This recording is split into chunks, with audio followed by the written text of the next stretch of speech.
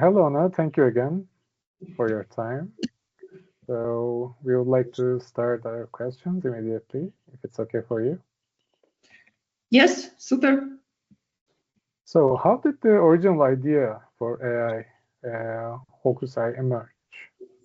Hello, everybody. And first of all, I want to present me shortly, if you don't mind.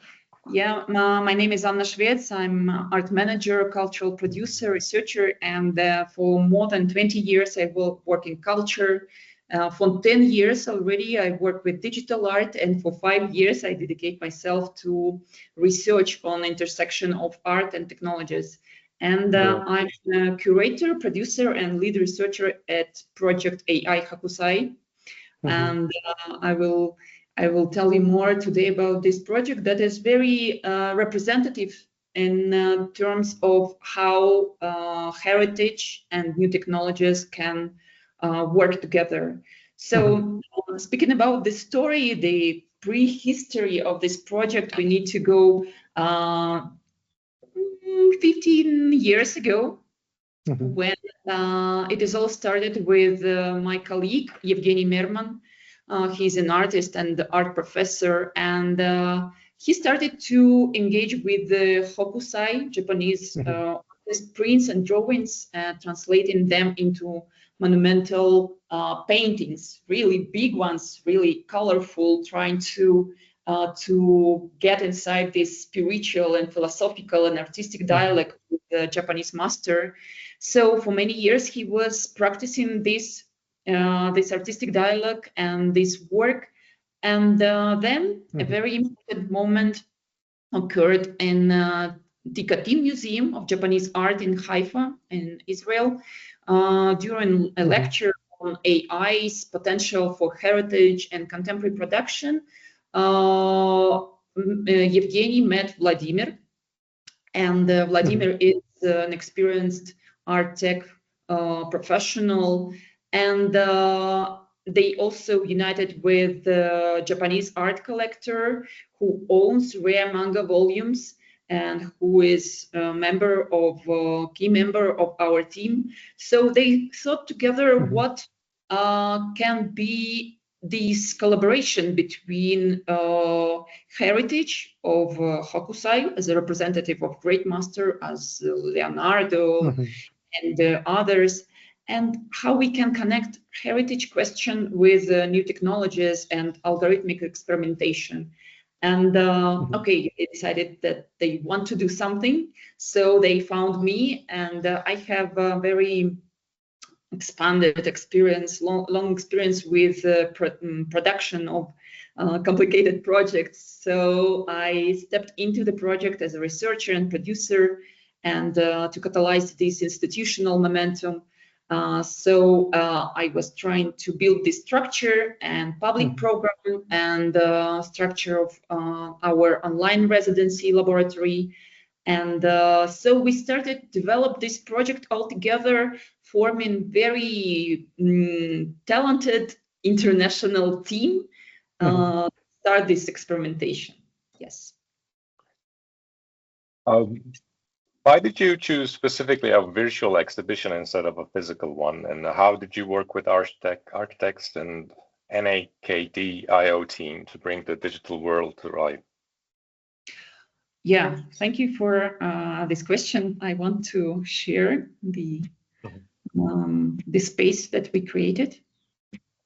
So this is just the building, but what we constructed together with Natka, they are called now Natka, they changed a little bit their name. That is the building, the museum where we are putting together Hokusai, Evgeny Merman, and artists who were selected from online open call for our residency laboratory. So can you imagine that it is 25,000 square meters of space, and we have these artworks underwater, in the air, all around. We have sound art, we have performance art, we have video, images, sculptures, and so on. And that is the space that we created out there. So it is very it is in harmony with all the surroundings, and I want to underline that all the landscapes were done according to prints and landscapes on Hokusai prints. So it is very historical digital space that has several layers. We have a ground gallery dedicated completely to Hokusai artworks and his artistic journey. Evgeny Merman as one of curator and the founders of the project. Then we have Lake and Garden, and we have also 4 spaces that are like black boxes somewhere in the middle of reality, digital reality. We have these beautiful ramps with which you can go upstairs to the upper gallery and to see all the artworks and to see all the landscapes around this space. So work with our French colleagues from NATCA was amazing, and it was like really, really tough work when we needed to really find how we can face the challenges, because as far as you know, a lot of digital exhibitions, virtual exhibitions, they are kind of game-like. We want to keep it really realistic. We want to have this hyper-realistic environment with every leaf of the tree, with every sound of the frog there. So we were very concentrated on high visual quality of the space and artworks placed there. And on the, let's say, on the most difficult work, we were working with Iconaspace team from Germany. And there was the task to integrate all the artworks created with our artists during the residency into this space. So it was the second stage of the work that was also very difficult for us as curators to think about visitors' journey around this place and logics of what story we are telling with each artwork when we are going upstairs to the upper gallery, how the artworks are speaking with Hokusai and also with each other. So it was also very challenging, but very satisfactory stage of the work. And can you imagine that we have there more than 500 different angles to look on the artworks, because we wanted also to produce a virtual experience that you can feel really with your body, and to have it work equally good on different gadgets, from mobile phone to laptop to VR headset. So it was quite challenging, but we did it. Great. And during the residency, what kinds of support and guidance did participants receive, both technically with AI tools and conceptually, and how did interaction with creators and other participants shape their development throughout the process? Yes, for us was also very important that artists that we selected from the open call they have all the complete information about Hokusai heritage. So from the start, we built shared database of all public domain Hokusai sources, all the images digitalized, and that you can go and see in high resolution all the types of manga that he created, all these instructions of how to work with landscapes, with spirits, with nature, with architectural images, and so on and so forth. And from technological side, we provided subscriptions and access to any AI tool to the artists that were inside our residency laboratory that they wanted to experiment. So first weeks, they were working with archives, Hokusai archives, and they were thinking, okay, I want to use this AI tool in combination with this AI tool, with other AI tool that were forming the pipeline, the production pipeline for the later stages. And then we started to work on the concept of each project.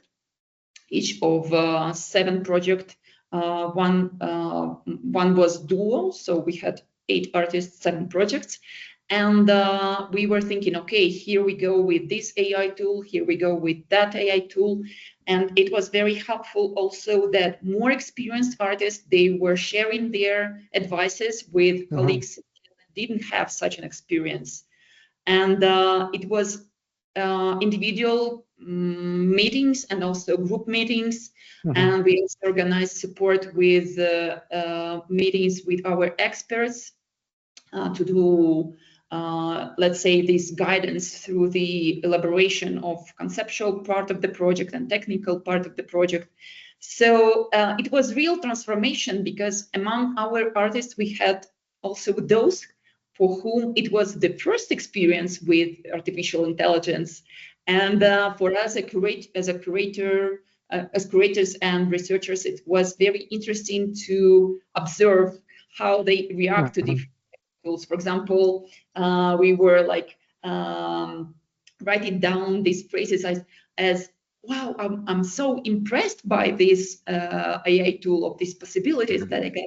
And for example, the other artist, she was telling, I'm very scared about this AI tool. Seems that it be smarter than me or something. So it was a very interesting conversation every time that we met with every artist. And it was very important for us to have different media, not just video created with the AI help or images. It was also very important for us to see, for example, sound art.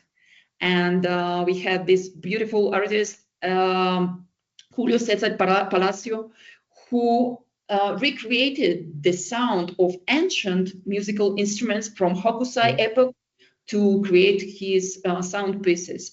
Or, for example, we had Tomo Sone, who is a Japanese artist, very acquainted with Hokusai heritage, but she's a performer. She's dancing with her body. So we also were working with dance techniques of this epoch that we found on Hokusai prints, and we were trying to catch her body and to do these 3D digital sculptures of her body, and work also with different AI tools to transform them to something that can be visually interesting to look at. So it was very quite an adventure challenge. And sometimes we were thinking that technologies are not still on this stage to fulfill all the desires of artists. So it was very interesting for us to observe. And yes, that we were trying to do during this residency laboratory, helping as much as we can from conceptual and technological point of view to give all the tools to artists to experiment and to produce interesting artworks. Can you also tell us your observations from the public program? Yes, public program. It was conducted during the residency time, so it was like residency was just for our artists and experts, but we decided we need also to interact somehow with wider audience, with all international audience that we have for our project. So we decided to pick up the most hot topics, the hottest topics. So we started from ethics of AI in arts. And we were in conversation with some of our artists and invited guests. And we were observing that AI is shifting from tool to collaborator. But also we saw that it is still very questionable thing of authorship, ownership, and accountability. Is it art or it is not art? Is it something that is very synthetic, or it is the culmination of artistic creation? We also spoke about concerns about privacy, censorship, audience expectations, And we were speaking and thinking about transparency, how the artworks should be labeled, what could be ethical guidelines for artists working with this technology. Then we were speaking about very interesting topic that is very interesting for artists who are working with AI tools. It was monetization of AI art. Yes, and so we were discussing revenue streams, how AI assisted art can be sold, what can be subscriptions, what is the tokenized ownership, how to sell AI, VR and AR artworks, what kind of licenses should be there. Many instruments that can be helpful for artists who work with this technology. And we found out that anyway, long-term value from artworks created with AI assistance comes from reputation, emotional connection, and institutional support. And now when art created with artificial intelligence get more and more credibility, these topics actually are very important for artists, digital artists in general. Then the next topic was AI aesthetics, because maybe you've heard these observations and these critics that all our AI artworks, they are similar. Like, it is very critical point of view for this. And but we were thinking that anyway, AI reflects collective cultural data rather than inventing from scratch. So we cannot blame AI for this. Sometimes it is just all the massive of digital data that it is like absorbing. Then we were speaking inside this webinar, we were speaking about glitches and errors that can occur during this machine transformation. And sometimes artists are doing this on purpose to see what error can occur in our perfect world. Sometimes it is interesting to see errors, to see something that is not perfect and beautiful. So we were comparing actually AI art to photography that was also kind of critical media when it is appeared. It is so similar to nature, to some reality, but it is not. And it is a place for human creativity there. Then the other topic was about creation and curation. And we were speaking about what is particularly important in curation of AI projects. And we were speaking about this kind of internationality, because actually digital art is very international.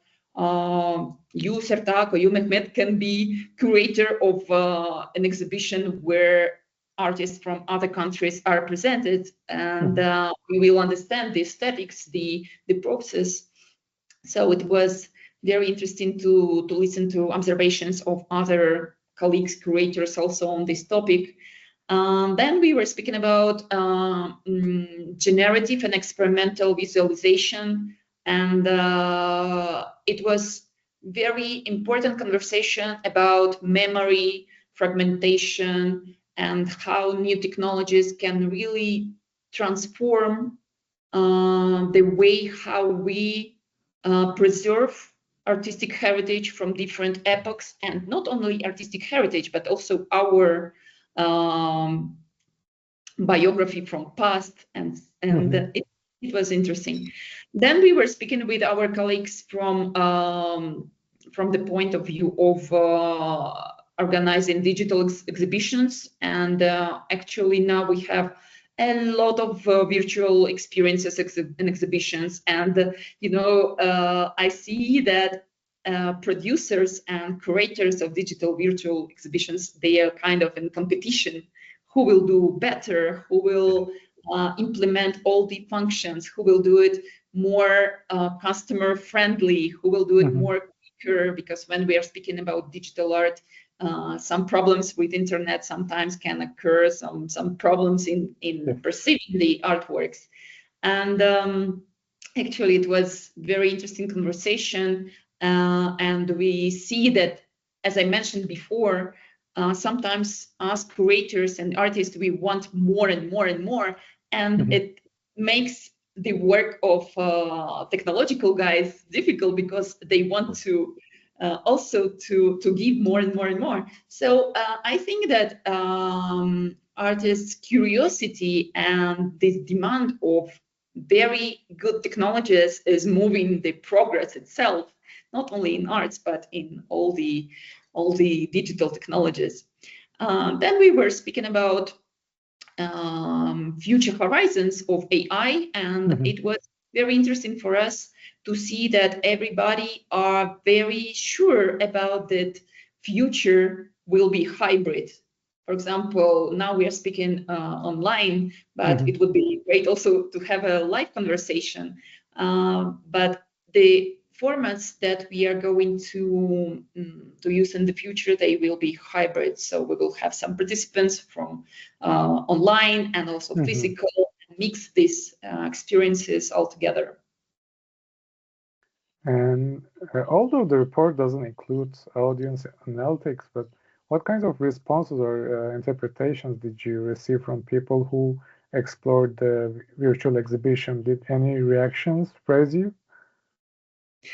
Yes, actually, we were observing how people from different backgrounds experiencing this virtual space that we created. And the most interesting observation for me was that the experience that you get using VR headset is the best, because even during the production stage, we were thinking about this physical senses when you put VR headset and you can see the scale of walls, the scale of artworks, the scale of buildings. So you have almost physical experience of visiting this exhibition. And you are walking around, you can watch above, you can even almost touch the things. So I think that for future of virtual exhibitions, VR is the maximum. And from the results of our research, we see that people from art sphere, they more and more use VR headset in their daily practice.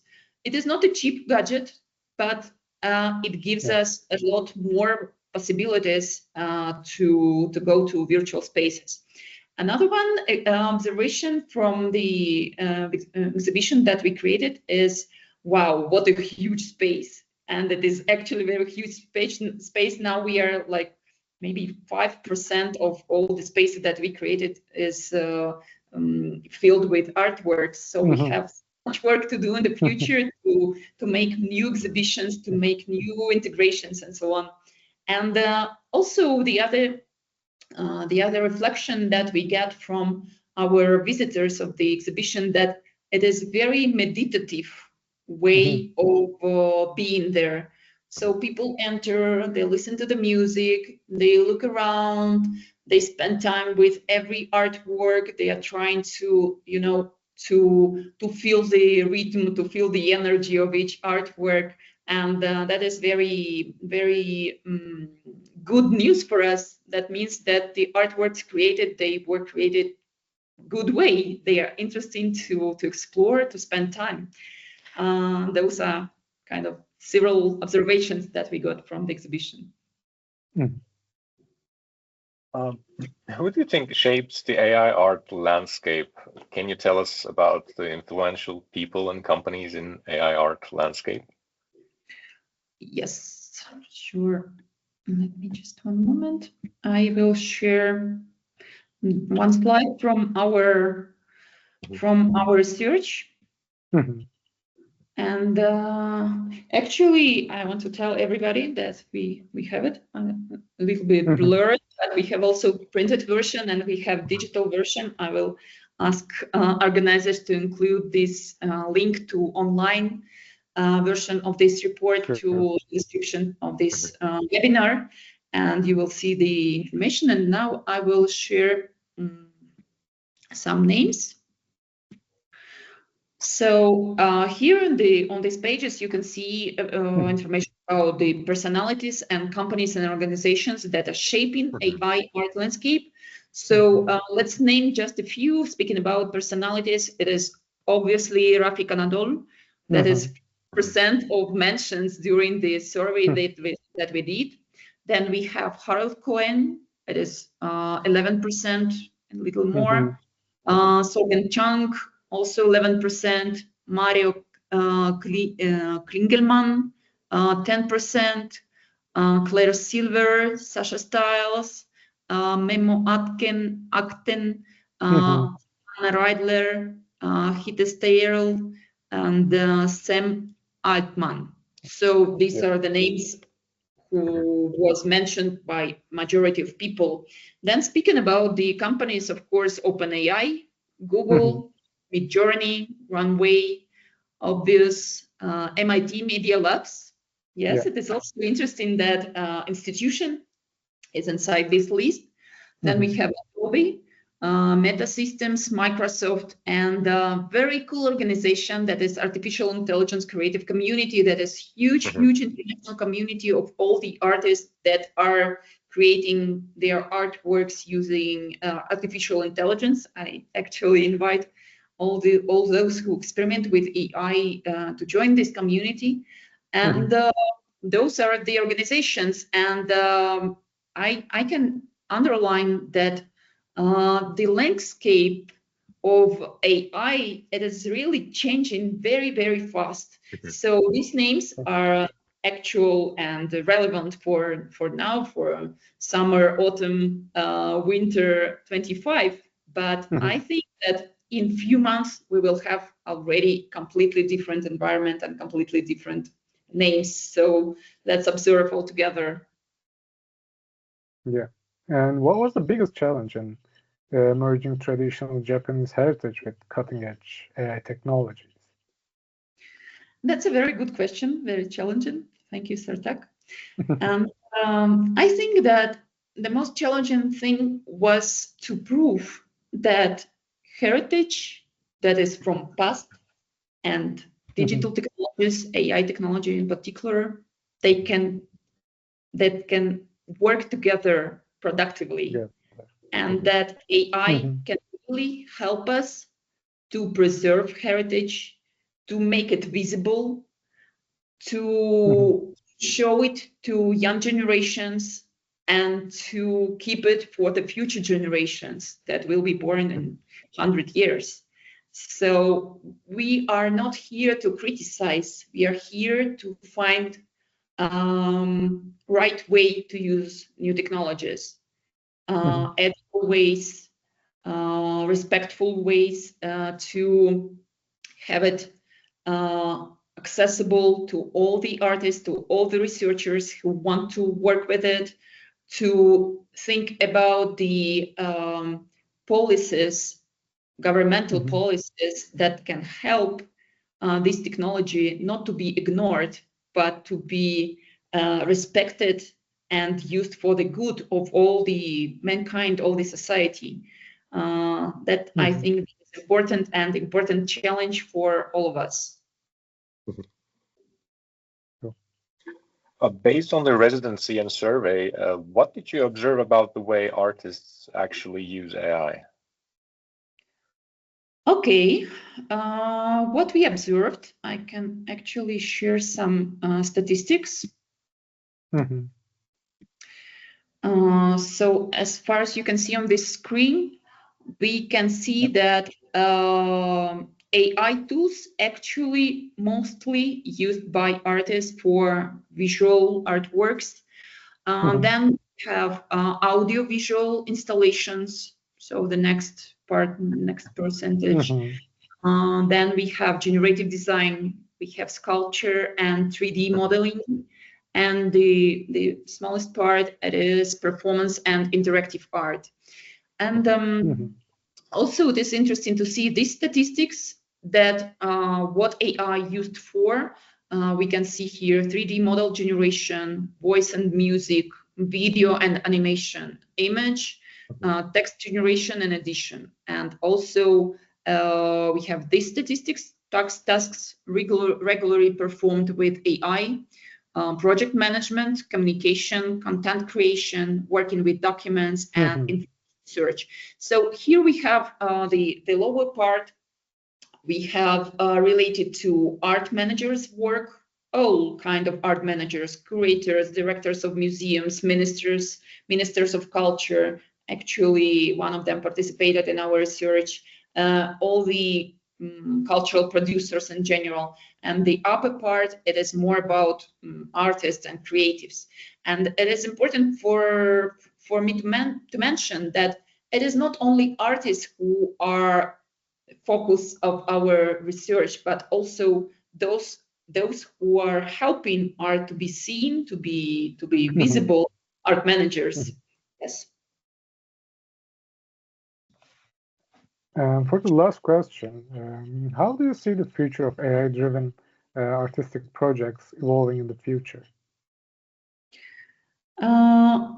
I see a lot of possibilities for AI-driven artistic projects because it's like a new tool not only for creation but also for reflection, for thinking, and for making these experiences, cultural experiences, more profound, more interesting, more informed. And here I want to share also the word cloud that was created on the responses of our survey. You can see that all these words they are related to AI. So the most mentioned it is transformative.